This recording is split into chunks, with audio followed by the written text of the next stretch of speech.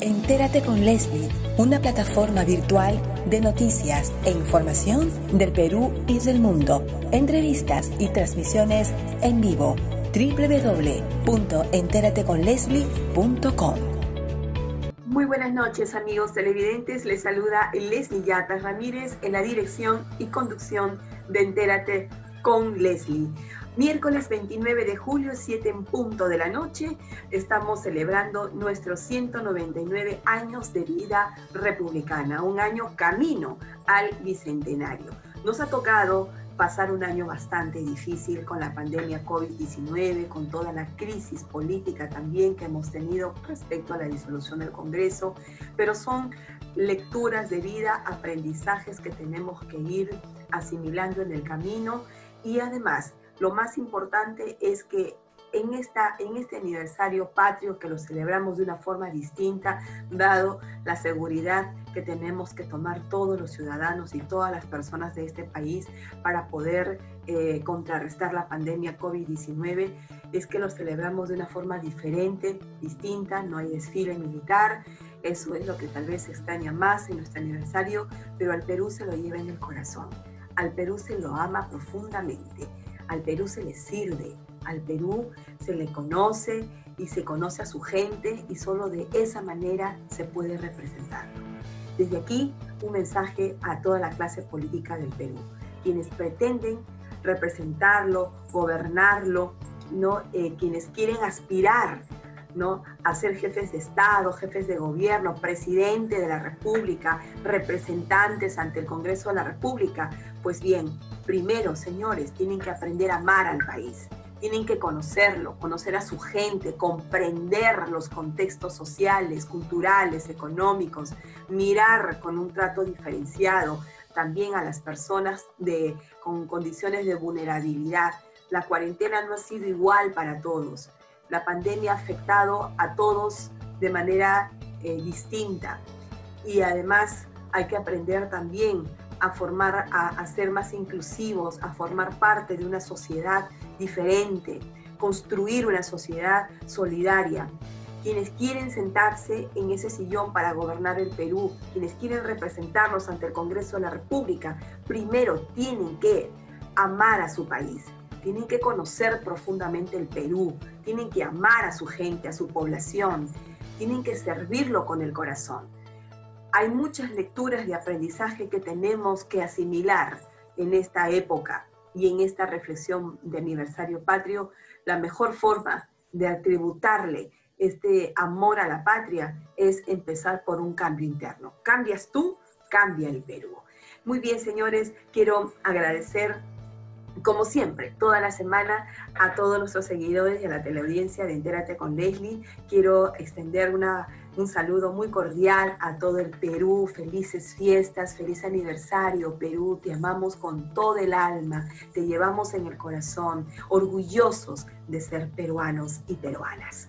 Muy agradecidos por siempre estar comentando en nuestras redes sociales. Hoy vamos a analizar el mensaje presidencial. Ha tenido diferentes perspectivas este mensaje presidencial. Algunos esperaban qué va a pasar en este corto tiempo que le queda a este quinquenio, al presidente Vizcarra, que justamente la tonada que dio ayer, 28 de julio, fue justamente el decir que es su último mensaje presidencial. Bueno, eso es real, cierto, porque el mandato constitucional termina el próximo año y estamos justamente en un contexto electoral que no se siente, que no se percibe, porque la pandemia lo opaca por el momento y, bueno, hay que crear las condiciones para poder generar la transparencia en las elecciones generales. Es de alta responsabilidad que las autoridades, que los órganos electorales generen esa transparencia, generen la correcta información para que la ciudadanía sepa realmente cómo direccionar el voto de conciencia que hay que emitir el próximo año, el 11 de abril. Así es que vamos a tener a tres panelistas, analistas políticos, Luis Herrera Romero, Roberto Mayorini y José Torres Iriarte, con quien vamos a opinar, debatir, comentar lo que ha sido el mensaje presidencial. ¿Cambias tú? cambia el Perú? Tras la pausa comercial, regresamos con el análisis político del mensaje presidencial. No te pierdas de la sintonía de Entérate con Leslie. Ya volvemos.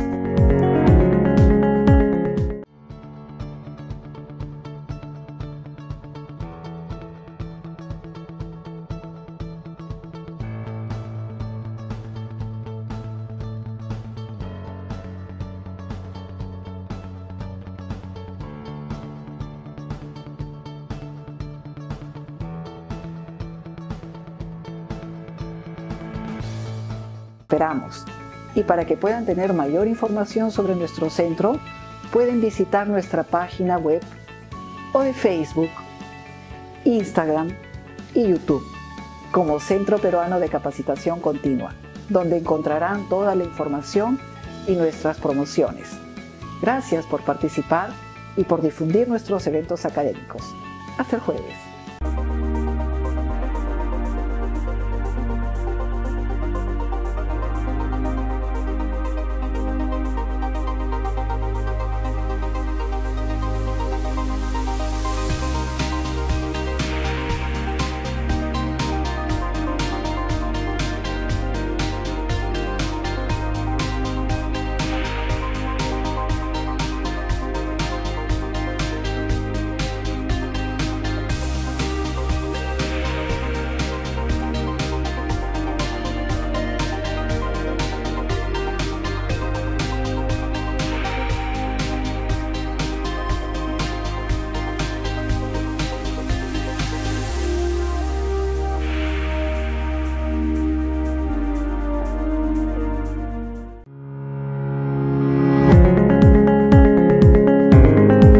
Volvemos a Entérate con Leslie.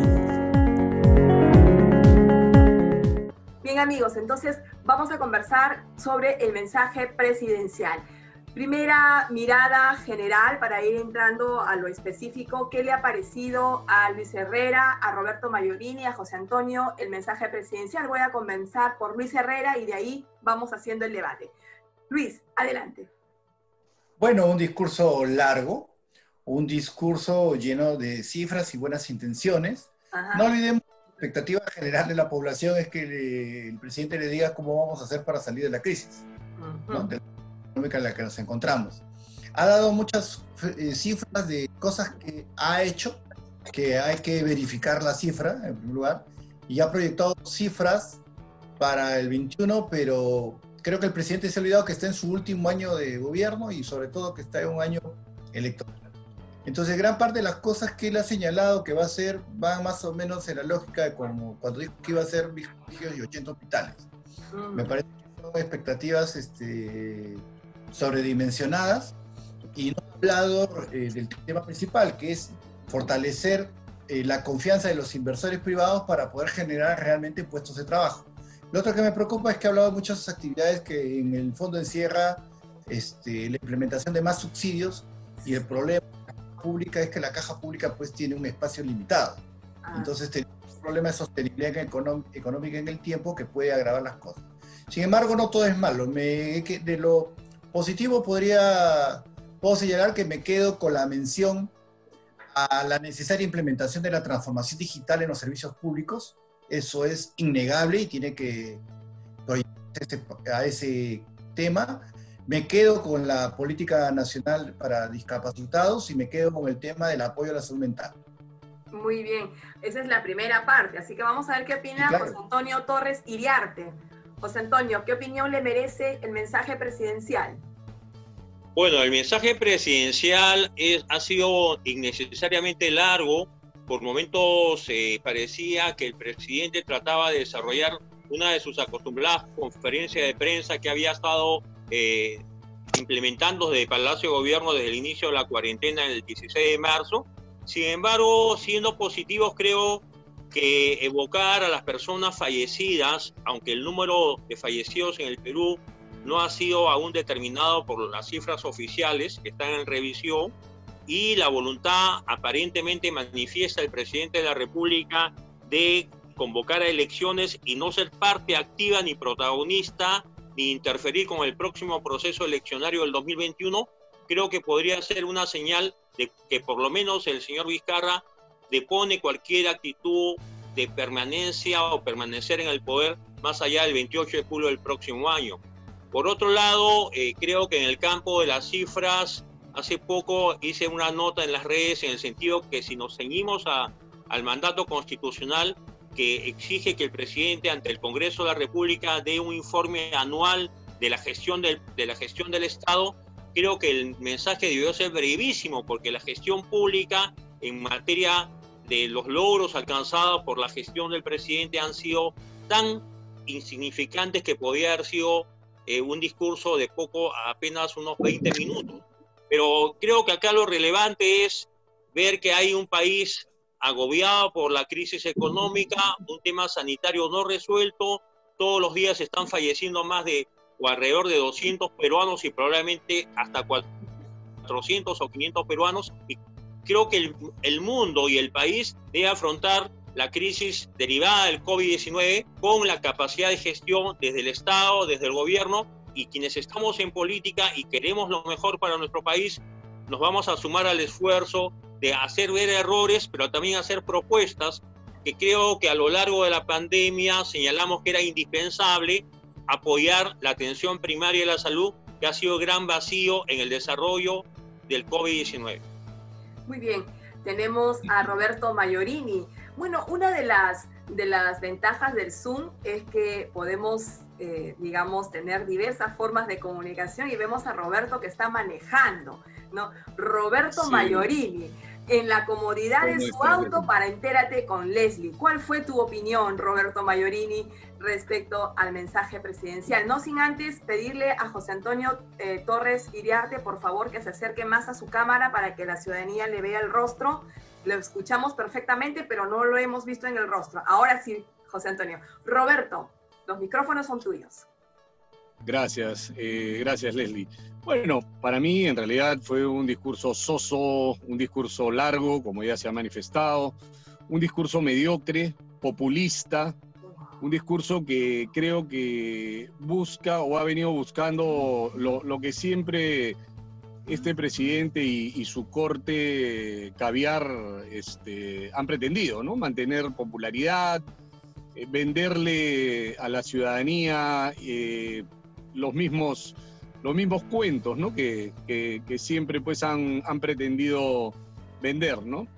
Se habla de lucha contra la corrupción, se insiste en el tema de lucha contra la corrupción, sin embargo, en ningún momento hacen un mínimo mea culpa, ¿no? De estas últimas noticias que hemos venido apreciando, ¿no? Acerca de contrataciones de familiares, amigos, cuñados, ¿no? Entonces, como siempre lo he venido manifestando, esto más que lucha contra la corrupción ha sido una estrategia de aniquilamiento de opositores políticos, ¿no? Bueno fuera que en realidad hubiese sido una verdadera lucha contra la corrupción. Sumado a ello tenemos evidentemente la gravísima crisis económica que se origina por una pésima gestión de la crisis originada por esta pandemia mundial. Fuimos uno de los primeros países en cerrar fronteras, en tomar medidas sumamente drásticas y que en su momento yo también las he aplaudido porque era necesario que se tomen esas medidas. Sin embargo, la gestión como gestión pues no funcionó para nada bien y bueno, los resultados que tenemos ya son sabidos y conocidos por toda la ciudadanía, ¿no? Me preocupa muchísimo que no se haya tocado con la fuerza que debió tocarse el tema económico. El tema económico ahorita es fundamental porque tan grave como la crisis de salud originada por la pandemia, también tanto más grave va a ser la crisis económica como consecuencia de esta crisis de la pandemia, ¿no? Entonces vamos a, o sea, si es que no se toman medidas adecuadas, si es que no se implementa un adecuado paquete de medidas para reactivar la economía, vamos a vivir meses realmente y tal vez años realmente críticos, ¿no? No se trata solamente pues de digamos, de ver cómo se soluciona la problemática de las poblaciones vulnerables, que ciertamente es muy importante, sino también hay que ver, por ejemplo, a la gran clase media, ¿no? Que es el motor de crecimiento y sostén de desarrollo de cualquier país civilizado. A la clase media no la han apoyado en lo más mínimo.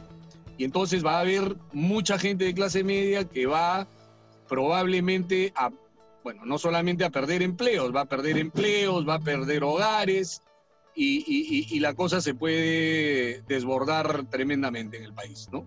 Muy bien, entonces Gracias. esta primera mirada puedo entender entonces que para ustedes que son políticos de trayectoria, analistas, ¿no? Consideran que el mensaje presidencial no fue cerrando capítulos, es decir, no se trató temas esperados por la ciudadanía, como es el tema del trabajo. Si bien es cierto, estamos en una reactivación progresiva de nuestra economía, sin embargo, todavía no resulta lo suficiente para podernos levantar.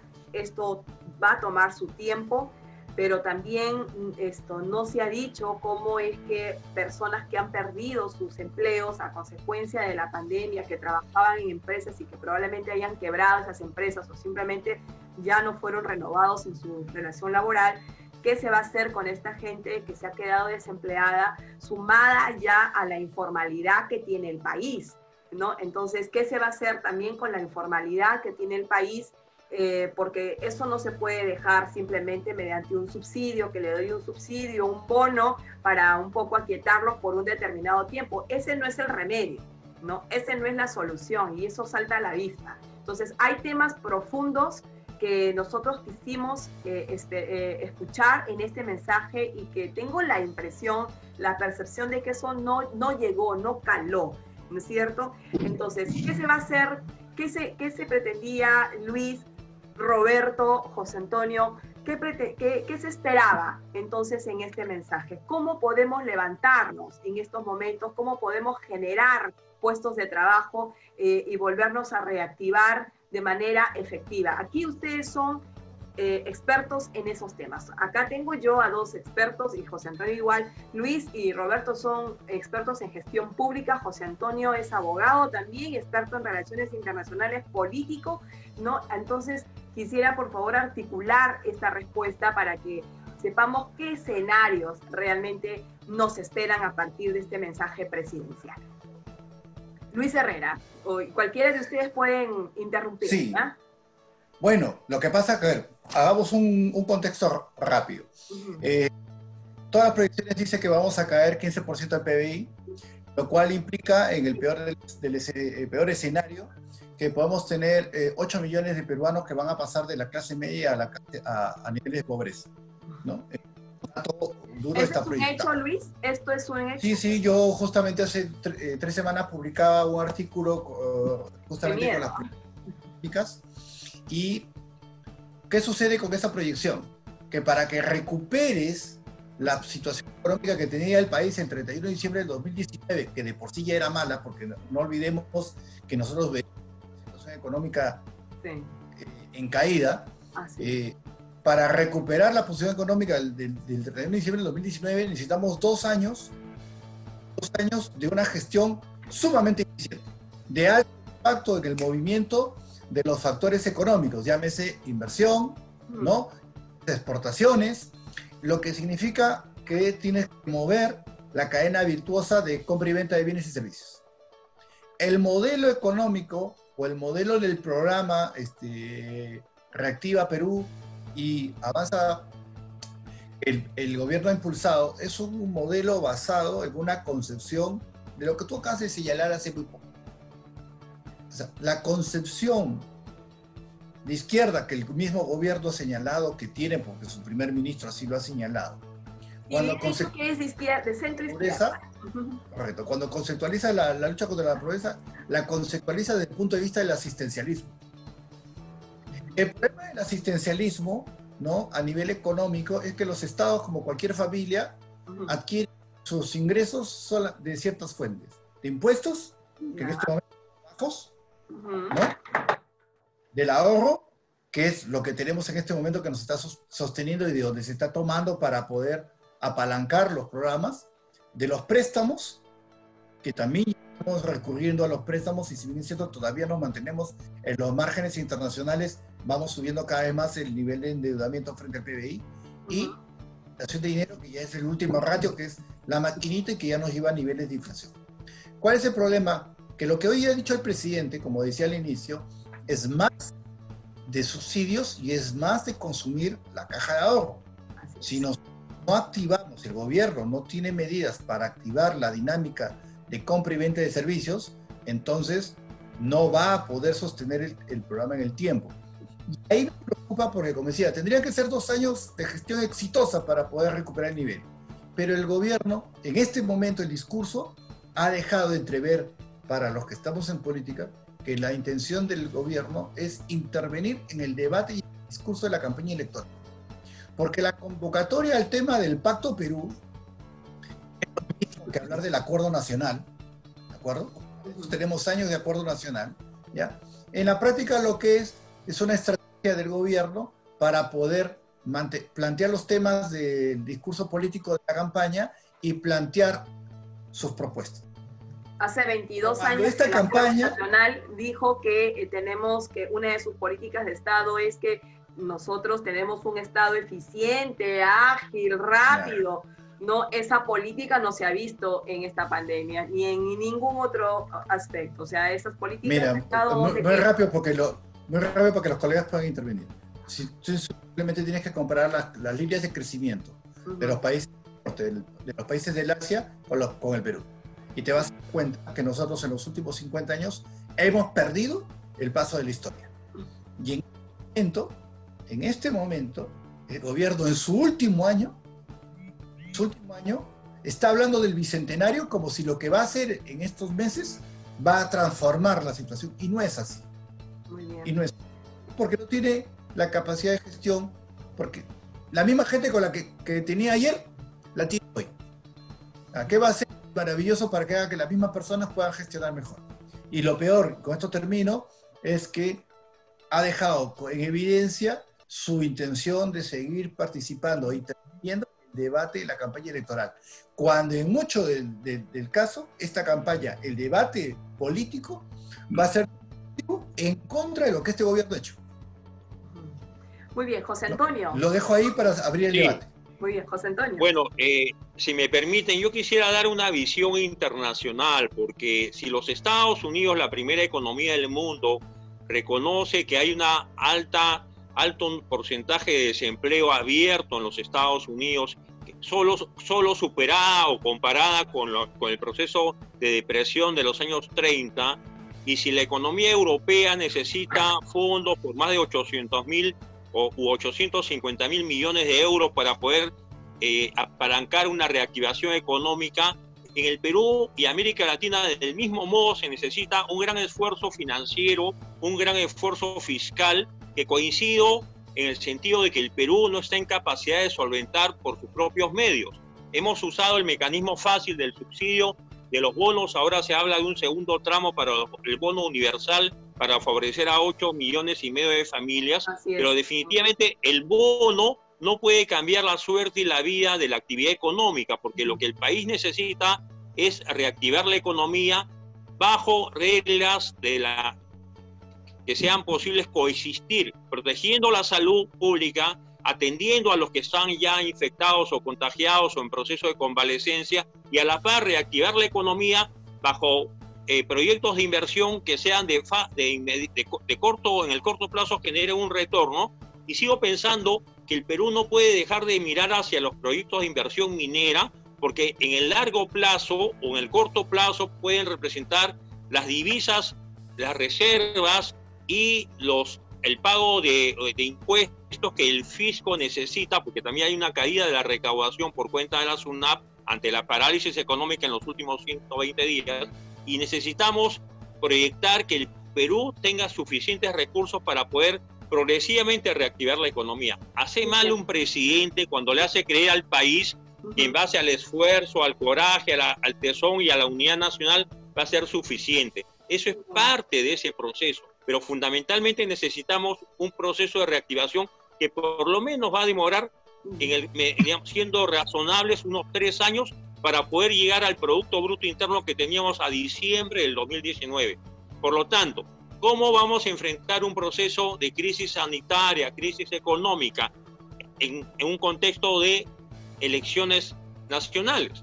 Va a haber un debate donde seguramente las falsas promesas, los populismos, la demagogia o posiciones radicales y responsables pueden tener aceptación en la población, que va en busca de alguien que pueda ofrecerle un salvavidas en el corto plazo. Me trae mucho recuerdo del proceso eleccionario que enfrentó en el año 31 al comandante Sánchez Cerro y a Ayer Latorre. Un proceso que se dio en un contexto de crisis política, había caído el gobierno de Leguía, un contexto en el que se dio en medio de la crisis internacional. Entonces, preparémonos para momentos más difíciles todavía. Esto, en mi concepto, es el inicio de un largo proceso de crisis nacional que vamos a tener que afrontar con alta dosis de responsabilidad política. Qué lamentable. Roberto, me gana el tiempo. Apretada síntesis en 4 minutos, por favor. Sí, yo coincido plenamente con lo que ya ha manifestado tanto Luis como José Antonio y solamente añadir un poco, tal vez de lo mismo, ¿no? La economía es una ciencia social dinámica, es una ciencia social transversal. La economía ha sido paralizada, y todos lo sabemos, como consecuencia de la cuarentena, de la larga cuarentena que hemos pasado, y evidentemente si tú quieres reactivar sincera y sensatamente, tienes que romper la inercia, y para romper la inercia no la vas a romper pues con parches como bonitos, con canastitas, no, por Dios, o sea, no se va digamos, el círculo virtuoso, como dijo Luis, de la economía, no se va a volver a dar con ese tipo de medidas mediáticas, populistas, demagógicas, ¿no? La economía necesita realmente ingentes cantidades de liquidez para que todos los actores económicos que estamos involucrados en ella podamos nuevamente darle movimiento a la economía. Porque ¿de qué te sirve, por ejemplo, ahorita abrir un chifa, una pollería, que no son uno, ciertamente, son cientos de miles, si no vas a tener la cantidad de consumidores que tenías antes, ¿no? Entonces, lamentablemente, ¿por qué? Porque ahorita, como ya bien se ha dicho, todo el mundo está agotando los pocos recursos o los pocos ahorros que tienen, y obviamente el dinero que tienes vas a empezarlo a priorizar en necesidades más básicas, ¿no? Pues si antes te ibas a comer un buen ceviche, un buen sudado en la cevichería, pues ahora te lo preparas en tu casa, ¿no? Y si antes lo comías de Corvina, ahora lo vas a comer de Bonito o de Jurel. Y esa es la verdad, y esa es la realidad, ¿no? Entonces, vuelvo a repetir, no se han, este señor presidente no ha en ningún momento ha presentado un plan sensato para reactivar la economía. Y eso es sumamente preocupante. Ojalá y su presidente del Consejo de Ministros, Jateriano, cuando se presente ante el Congreso, esboce algo más claro para este último año. Lo cual dudo, pero bueno, esperemos a ver qué pasa, ¿no? Muchísimas gracias a los tres, el tiempo se me fue, muy agradecidas por sus opiniones. Yo sé que la ciudadanía va a quedar muy preocupada, en cierta forma, porque nos espera realmente enfrentar un largo proceso de crisis y vamos a ver cómo realmente vamos a sacar al Perú adelante. Muchísimas gracias a los tres. Volveremos a tener un nuevo panel para poder seguir conversando en los próximos días. Muy agradecida. Tras la pausa comercial regresamos con Entérate con Leslie. Gracias a los tres. Gracias, Leslie. Muchas gracias.